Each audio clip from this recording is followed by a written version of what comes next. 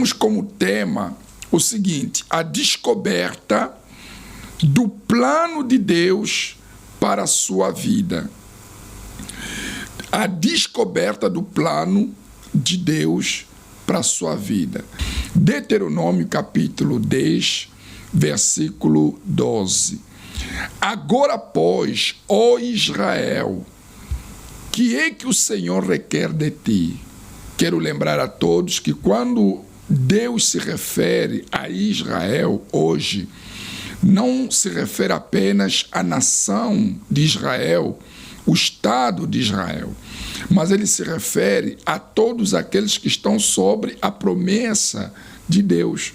Se você é um filho de Abraão, se você é alguém que tem procurado andar de acordo com a palavra de Deus, de acordo com as promessas divinas, então você é Israel. Então ele diz: agora, pois, ó Israel, que o Senhor requer de ti? Não é que temas ao Senhor, teu Deus, e andes em todos os seus caminhos, e o ames, e sirvas ao Senhor teu Deus de todo o teu coração e de toda a tua alma para o teu bem? Aqui está o projeto, o plano de Deus para você, jovem, você, senhor, senhora que nos assiste nesse momento, e que você, estando na igreja, você diz: o que Deus ele quer de mim? Está aqui. A primeira coisa que Deus ele quer de nós é que nós venhamos temê-lo, que carreguemos dentro de nós o temor a Ele. O temor a Deus não é ter medo de Deus, mas sim respeitá-lo, reverenciá-lo, considerá-lo acima de tudo, acima do que nós gostamos, do que nós queremos. Quando eu me comporto dessa forma, eu estou temendo a Deus, porque é o temor que me faz com que eu o obedeça, o reverencie, o considere acima de tudo e de todos. Então, esse é o primeiro passo, temê-lo acima de tudo.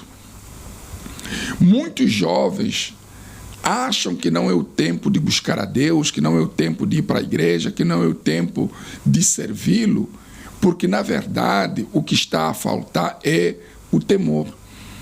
A pessoa não consegue enxergar a grandeza de Deus.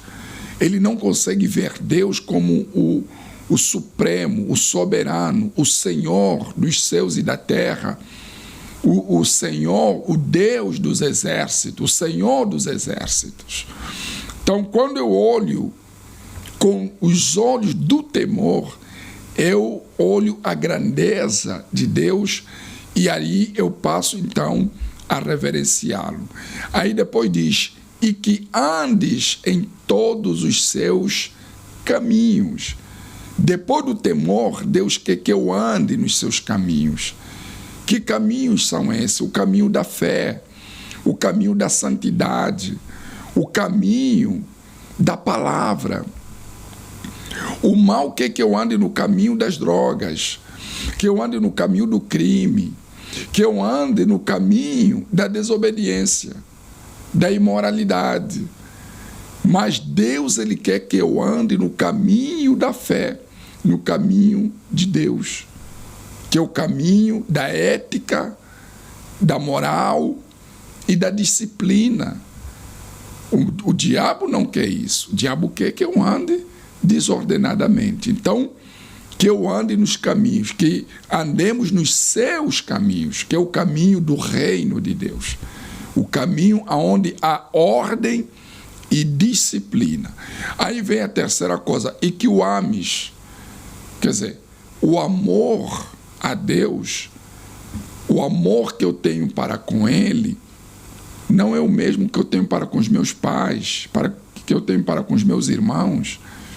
Eu amo os meus irmãos, eu amo os meus pais, eu amo a minha família, mas o amor que nós temos para com Deus, esse amor é o amor da misericórdia, é o amor que Deus despertou dentro de mim, o desejo de agradá-lo acima de tudo. Acima de tudo. E quando temos esse amor dentro de nós, você não vai à igreja porque está sendo obrigado. Você não evangeliza porque alguém disse para você evangelizar. Você não faz a obra de Deus de forma obrigatória. Não. Mas você faz porque você o ama. Aliás, nós servimos a Deus por amor. E esse amor que Deus quer que tenhamos, que venhamos amá-lo. E quando nós o amamos de verdade, então a gente faz as coisas para Ele com prazer, com alegria, com entrega. Aí depois do amor vem e que o sirvais, né? E que sirvas ao Senhor teu Deus de todo o teu coração e de toda a tua alma. Servir a Deus de todo o coração e de toda a alma significa dizer que a minha entrega a Ele é 100%. Então eu não posso fingir servir a Deus enquanto do outro lado, nos bastidores, eu faço o que é errado. Porque esse tipo de cristianismo é um cristianismo fingido. Então, esse servir tem que ser de todo o coração. Porque, normalmente, o coração não quer agradar a Deus. O coração quer agir de acordo com o que sente, né? Com o que ele quer. A inclinação do coração é para as coisas do mundo. Mas, se você decidiu servi-lo e buscá-lo, tem que ser de todo o coração e com toda a sua alma. Quem serve a Deus não é tolo.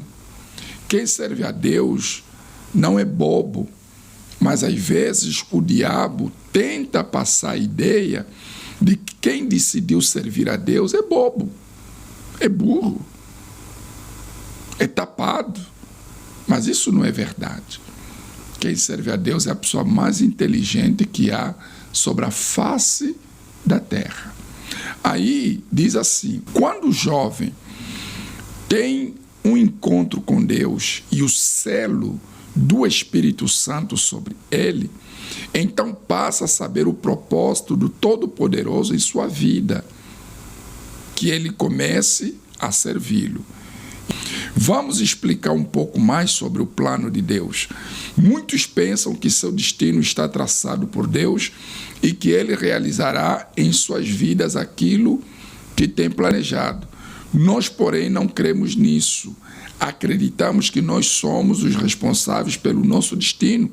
Se a nossa vontade em relação à vida é contrária à vontade de Deus, então ele não nos obrigará a seguir a dele, mas nos deixará seguir o caminho que quisermos, o que chamamos de livre arbítrio. Então, você pensa, vem cá, será que Deus, ele me obriga a servi-lo, a buscá-lo, a estar na igreja? Claro que não. Claro que não. Deus não obriga absolutamente ninguém, né? Nós temos essa prerrogativa, o livre arbítrio para escolher e determinarmos o que queremos. Mas ele coloca diante de nós essa opção de servirmos a ele, de buscarmos a ele. Só que você só descobre quando você recebe o Espírito Santo. É impossível alguém selado com o Espírito Santo e não ter o desejo de ganhar almas. Porque o primeiro fruto que se manifesta de forma intensa, ou um dos primeiros frutos, é o amor pelas almas. Por isso é que todos os selados e batizados com o Espírito Santo têm o desejo de ganhar almas. Então, Se buscarmos o Senhor, Ele nos deixará achá-lo. E a partir daí, poderá usar-nos no seu plano. Senão, Ele nos deixará seguir o nosso próprio caminho. E aí, quando o jovem segue o seu próprio caminho, acaba se perdendo, acaba se desviando.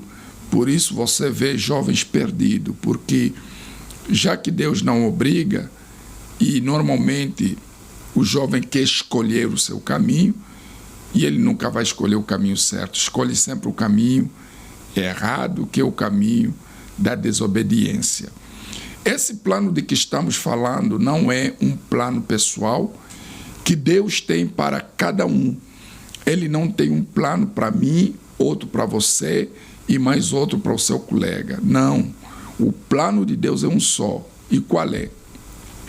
O grande plano de Deus, desde o princípio, é o de salvar almas perdidas e trazê-las para junto de si, formando um reino de salvos para glorificá-los. Esse é o maior e mais sublime plano de Deus. Jovem, você que está na igreja, na presença de Deus, aprenda isso. Deus, ele tem um plano para você. Ele tem um plano para você. Aliás, para todos os jovens. Assim como em uma sociedade, o jovem é chamado para servir o exército, né? Quando nós atingimos 18 anos, nós temos que nos alistar para servir o exército. No plano espiritual, todo jovem também é chamado para servi-lo, para servir o exército de Cristo, o ganho de almas, né? O povoar os céus. Ele chama também os seus servos. Mas isso só é possível, isso só é capaz quando somos selados e batizados com o Espírito Santo. Então, para realizar esse plano, ele escolhe pessoas que se enquadrem à sua vontade e à sua. Quer dizer, a vontade de Deus passa a ser a sua vontade. E é interessante que quando nós somos selados com o Espírito Santo, somos selados com a presença de Deus, passamos a ter a mente de Cristo e passamos a ver como Ele vê. Como é que Deus vê as almas? Como é que Ele vê uma alma sofrendo, uma alma indo para o inferno, uma alma perdida na bebida, nos vícios, ou uma alma doente? Como é que Deus vê? Quando nós recebemos o Espírito de Deus, o Espírito Santo, então passamos a ter a visão que Deus tem para com as almas, independentemente se é branca, se é negra, se é pobre, se é rica, se é homossexual ou não, não importa. São almas. Então, a visão da pessoa selada com o Espírito Santo em relação às demais pessoas é que ela não vê o gênero, ela não vê a raça, nem tampouco a nacionalidade. Ela vê apenas almas. E ela tem o desejo, então, de levar a palavra a essas pessoas, levar Jesus para essas pessoas, porque ela tem esse interesse de levá-las para o céu, que elas sejam salvas, que elas sejam remidas pelo sangue do nosso Senhor Jesus. Já segue o Facebook do Bispo Alberto Segunda? Pela sua página principal, pesquise Bispo Alberto Segunda e em segundos fique a par de todas as últimas postagens.